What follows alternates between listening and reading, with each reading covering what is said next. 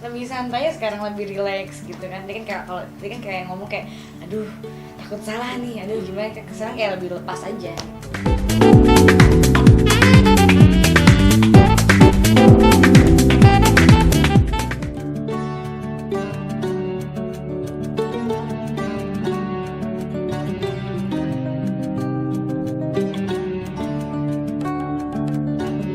Nama Kaezaro Rei Abishur atau lebih akrab disapa Reo menjadi buah bibir di media sosial, setelah kiprah suksesnya membantu menghilangkan derita fobia dan trauma dalam tempo yang cukup singkat. Melalui akun media sosial Instagramnya, @doa.trt, nama Reo pun mulai dikenal masyarakat, termasuk para selebritas yang ingin menghilangkan gangguan fobia alias rasa ketakutan yang berlebihan terhadap suatu objek. Salah satu selebritas yang menggunakan jasa Reo adalah Hana Hanifah. Wanita berparas cantik ini memiliki persoalan menahun yang menghantui pikiran dan mengganggu aktivitasnya. Kini ia merasa plong hatinya setelah bertemu sosok entrepreneur dan kreator tension releasing teknik atau TRT, Kaezaro Rei Abishur. Aku kesini tuh dalam Lihat kameranya. rangka mau ngilangin rasa trauma aku. Mereka trauma kayak puluhan tahun, itu bisa dilepaskan dalam kurang dari 60 menit gitu. Dan ya itu ya benar-benar memang seperti itu kayak kejadiannya gitu ya. Kalau misalkan dicek ya memang testimoninya begitu. Bahkan banyak di antara mereka tanpa mereka menceritakan gitu peristiwanya apa. Kayak tadi kan Hana juga ada yang kayak sorry nih yang ini gue nggak bisa ceritain gitu kan. Ada beberapa yang Ya jadi kayak oh ya udah nggak bisa diceritain nggak apa-apa. Nah nggak bisa diceritain bukan berarti juga nggak bisa dilepaskan emosinya. Kita tetap bisa buang walaupun tanpa diceritakan. Jadi tadi kita tetap lakukan sequence-nya aja, oke coba dirasakan semua emosinya kayak gimana, kan dia yang tahu, saya nggak tahu nih, kadang kan nggak nanya. Keluar semua. Iya, tapi unek-uneknya. ya dia bisa lepaskan gitu, cuma ngikutin sequence-nya. Yang penting karena beruntungnya Hana juga mau ngikutin, gitu dia, oke deh gue coba gitu kan, tarik nafas, lepaskan. Sebenarnya cuma narik nafas doang, gitu. Cuma kan selama ini orang nggak tahu gimana caranya, tepatnya rahasianya dengan narik nafas bisa buang emosinya. Makanya itu cepet banget, nggak sampai 60 menit. Ya kita biasa udah banyak hal yang bisa dilepaskan. Kalau tadi Hana bahkan case-nya udah bejibun tuh. Tadinya awal datang 1A, terus udah selesai, yuk ke B, terus ke C. Pokoknya Lebih santai sekarang, lebih relax gitu kan. Dia kan kayak kalau dia kan kayak ngomong kayak aduh takut salah nih, aduh gimana, sekarang kayak lebih lepas aja. Mungkin aku karena traumaan kali ya, traumaan. Jadi ya aku pengen ngilangin rasa trauma itu aja, trauma yang pernah aku alamin kayak yang kasus-kasus yang dulu lah. Caranya coba hilangin aja, semuanya hilangin yang buat kamu, untuk kamu hilangin, kata kayak gitu. Tapi cuma tarik napas, buang napas, udah gitu aja. Gitu aja udah. yes, intinya nomor satu saya klarifikasi dulu, saya bukan dokter. Ya, jadi saya mempelajari sistem ini untuk kayak memang saya mendalami tentang psikologi pikiran manusia. Saya ngambil banyak sertifikasi, saya dalamin kurang lebih sekitar 10 tahunan ya dari semua sistem yang ada di luar sana. Jadi saya combining, this is my passion, sesuatu yang memang aku cintai.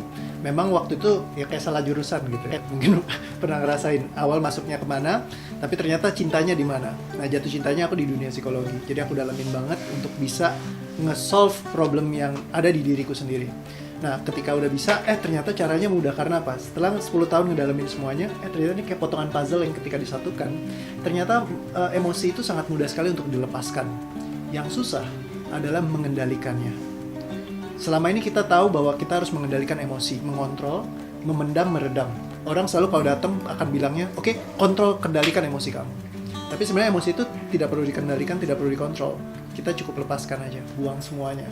Makanya dari tadi pas sama Hana, oke buang ya. Buangnya gimana? Tarik napas doang. Tarik napas, buang. Tarik napas, buang dong dah. Jadi sequence gitu doang, tarik napas, buang. Lama-lama makin ringan. Karena apa? Tahu di mana yang harus dibuang. Jadi tarik nafasnya di mana? Itu yang kita perlu tahu. Ekspertisnya di sana.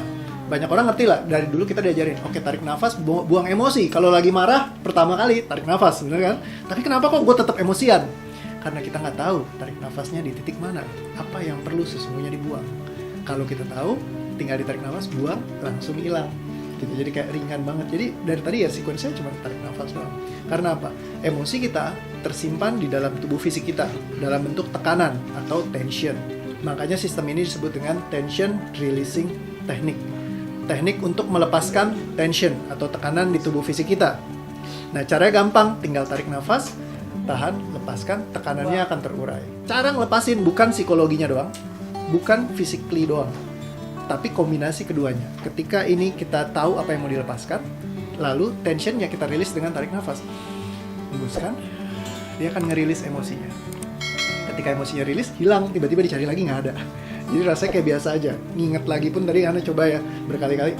Oke, coba inget lagi Hana, pas lagi kejadian itu ada kayak gini, ada kayak gitu. Coba diperiksa lagi, ada rasanya nggak? Terus kalau misalkan ada orang yang jahatin apa segala gitu-gitu, rasanya gimana sih? Ya sudah, memang itu pernah ada, udah pernah terjadi, ya sudah kayak Baik aja lah, udah buat pelajaran aja. Aku yang ngerasain ya, aku udah aku terimain. Karena aku udah ngomong, ya semua itu aku jadi pelajaran aja gitu. Ya ngapain harus disesali lagi? Kan udah terjadi juga ya, udah awal-awal ya iyalah, awal-awal iya. Tapi kan karena ada mamaku yang support aku, teman-teman aku support aku, jadi kayak aku bisa bangkit lagi gitu.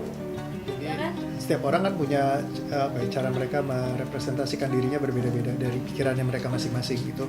Jadi ada yang memang kalau pernah kejadian seperti itu ya mungkin bisa stres, ya kan, bisa mengurung diri berhari-hari. Ya kalau Hana bisa recovernya ya terbilang cepet gitu. Pas datang ke sini juga mungkin ya kayak feel free juga maksudnya, tapi ada level tertentu yang mungkin dia rasain yang masih nyangkut.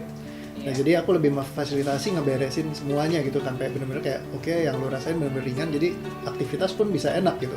Kadang-kadang soalnya ketika kita menyibukkan diri kita dengan aktivitas kita yang lain, kita kayak lagi, ibaratnya kita punya emosi, tapi kita kayak nyamping dulu sebentar.